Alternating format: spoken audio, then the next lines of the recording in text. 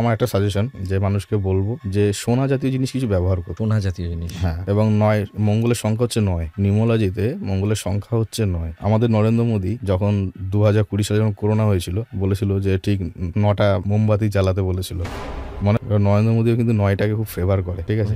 জানতাম না। হ্যাঁ, ৯টা মোমবাতি বলেছে জ্বালাতে। মনে করে দেখো 2020 সালে মানে এগিয়ে নিয়ে যাওয়া, মানে মঙ্গলটা তো সবসময় খুব ফাস্ট চলে, তো জিনিসটাকে স্মুথলি এগিয়ে নিয়ে যাওয়া। নরেন্দ্র মোদী এটাই বলেছিল যে এই 9টা মোমবাতি যে তোমরা এই টাইমে 9টার সময়, রাত 9টায় ঠিক 9টার সময় মোমবাতি জ্বালাবে। মঙ্গল যেটা বললাম যে রাজনীতির দিক থেকে নেতাদের ক্ষেত্রে যে অনেক স্ট্রং হচ্ছে মঙ্গলের সংখ্যা, ঠিক আছে? এবার মঙ্গলের আরেকজন আছে তার দেবতা, সেটা হচ্ছে হনুমানজি। যারা হনুমানজি পুজো করবে মঙ্গলবার করে এবং মঙ্গলবার করে যারা নিরামিষ খাবে তাদের জন্য কিন্তু খুব ভালো হবে। মঙ্গলের দোষ থেকে তারা অনেকটা বাঁচবে। যাদের মঙ্গল ডিস্টার্ব আছে তারা কিন্তু এই মঙ্গলবার নিরামিষ খাওয়া হনুমানজিকে পুজো করে। দেখো, মঙ্গলটা একটা পাওয়ারফুল গ্রহ, তো এবার যার উচ্চমঙ্গলের জিনিসটা আছে তার বাধার যে জিনিসগুলো আছে সেগুলো থেকে বেরিয়ে চলে যাবে। মানে ধরো এক একটা জায়গায় এরকম এক একটা মঙ্গল যেরকম তার বসে থাকে, নিম্নমঙ্গল, তোমার ধরো মকরের ঘরে যদি মঙ্গল বসে থাকে সেটা নিম্নমঙ্গলের দোষ বলে, যেটা আমরা বলি আর কি। মাঙ্গলিক অষ্টমে যদি মঙ্গল থাকে কারোর, বা কারোর সপ্তমে থাকে, কারোর লগ্নে থাকে বা চতুর্থে, এটা হচ্ছে, বা দ্বাদশ ঘরে যদি মঙ্গল থাকে, মাঙ্গলিক আমরা যেটাকে বলি। তো এই মঙ্গলটা যখনই পাওয়ারটা যখন আর কি, এখন তো বকরি অবস্থা রয়েছে সেরকম কিছু পাবে না, কিন্তু যখন এটা যখন বকরি থেকে যখন মার্গী হবে তখন কিন্তু এই ফল, যে ভালো যে ফলগুলো মঙ্গলের, সে তারা কিন্তু উপভোগ, ঠিক আছে? বিভিন্ন জনের কাজের পরিবর্তন ঘটবে। সবচেয়ে বড় কথা, মানুষের জীবনে আমূল পরিবর্তন করবে 2025 সালে মঙ্গলের জন্য মানুষকে খুব ফাস্ট করে দেবে, অনেক কিছুই ফাস্ট হবে। তুমি মিলিয়ে দেখবে আমার কথাগুলো, যে আমি প্রেডিকশন গুলো বললাম এই ঘটনাগুলো ঘটবে 2025-এ, সেই কটা ঘটনাই ঘটবে। আমি বলেছি সুনামিও করতে পারে। হ্যাঁ, তুমি তো ফেসবুকে লিখেছিলে। আমি যা লিখি আমি ওপেন লিখি একদম, সেটা তো দেখেইছি, ঠিক আছে? আমি ওপেন লিখি, আমার কোনো ওই লুকিচুরে লেখা আমি ভয় পাই না। হরর এক্সপিরিয়েন্স তো বিভিন্ন ঘটনা আমার কাছে আসছে। বলো। আর রিসেন্ট তারাপীঠে আমি যাচ্ছি কাজ করতে হবে হররের। আজ থেকে 1.5 মাস আগে আমার কাছে একজন ভদ্র মহিলা আর একজন ভদ্রলোক আমার কাছে আসেন, মানে বয়স্ক। তো আমাকে বলছে যে আমার ছেলেকে আমি ঘর থেকে বের করতে পারছি না। আমি কেন, কি হয়েছে?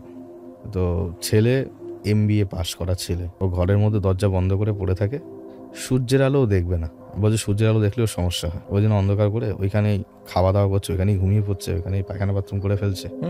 হ্যাঁ, এরকম। এবং ও উলঙ্গ হয়ে সবসময় ঘরে ঘরের মধ্যে। ওকে এমনভাবে প্রেত চালান করে দেওয়া হয়েছে ওর শরীরে, ও আর কিছু ভালো লাগে না ও এইসবের মধ্যে। আমি বললাম ঠিক আছে, তো আপনি নিয়ে আসুন তার ছেলেকে। বলছে না, ছেলে তো আসতেই চাইছে না। ছেলেকে কী করে নিয়ে আসবো? জামা কাপড়ই পরতে চাইছে না। তাই বললাম ঠিক আছে, তাহলে আপনি একটা কাজ করুন, আপনি আমাকে ঘটনাটা পুরো খুলে বলুন, তার পরিপ্রেক্ষিতে আমি আপনাকে সাহায্য করব। তো আমাকে বলল ওরা কোনো সময় তারাপীঠে গেছিল, তারাপীঠে কিছু অঘরীতান্ত্রিক ওখানে বসে ক্রিয়া করছিল মুন্ডমানিনী তলায়। তো সেই সময় ও কি করেছিল, ওই আগুনের সামনে দাঁড়িয়েছিল, দাঁড়িয়ে যজ্ঞটা দেখছে। ওই যজ্ঞটা দেখার পরে সে এখানে অজ্ঞান হয়ে পড়ে যায়। মানে ব্যাপারটা হয়েছে যে অঘরীতান্ত্রিকরা যখন কোনো প্রেত, মানে ব্যাপারটা হয়েছে মানে ওরা জঙ্গি করে, তারা তো কোনো কিছু পরিবর্তন করে, মানে তো ছেড়ে দেয় কারো উপরেই। তো সেই জিনিসটা ওর উপরে অ্যাটাক করিয়ে দিয়েছে, আর ওইখানেই সঙ্গে সঙ্গে সে অজ্ঞান হয়ে পড়ে যায়। ও তারপর থেকে ওই অত ভালো ছেলে, MBA পাস করার ছেলে, মানে চাকরি করবে, এই করবে, ও আস্তে আস্তে আস্তে আস্তে এরকম ঝিমিয়ে পড়তে শুরু করে দিল। ওর কিছু ভালো লাগে না, খেতে পারে না, হ্যান না তেন না, এরকম অবস্থা। তারপরে নিজেই বাড়িতে একা একা সব ভাঙচুর করে ফেলছে, এরকম ঘটছে। এবার মা বাবা তো চিন্তায় পড়েছে কি হবে কি না হবে। কলকাতাতেই থাকতো। আমাকে শুনলাম, আমি শোনার পর বললাম যে তোমার বাড়িতে একটা সমস্যা ঢুকে গেছে, যেই কারণের জন্য তোমার ছেলে এইগুলো করে বেড়াচ্ছে। তো তুমি একটা কাজ করো, তুমি রক্ষাকালী পুজো করো। রক্ষাকালী পুজোর নিয়ম হচ্ছে তোমাকে রাতে পুজো করতে হবে, সূর্য ওঠার আগে ওই ঠাকুরকে ভাসান দিয়ে দিতে হবে, সেটা তুমি বাড়িতে রাখতে পারো। তো রক্ষাকালী পুজো করতে আমি এইগুলো বলেছি। দেখবে অনেকের পারিবারিক অশান্তি ঝামেলা, যে বছর বছর মারা যাচ্ছে, দেখবে অনেকে বলে জামা বছরে এরকম প্রচুর লোক মারা যাচ্ছে, এরকম কেন হচ্ছে আমি বুঝতে পারি।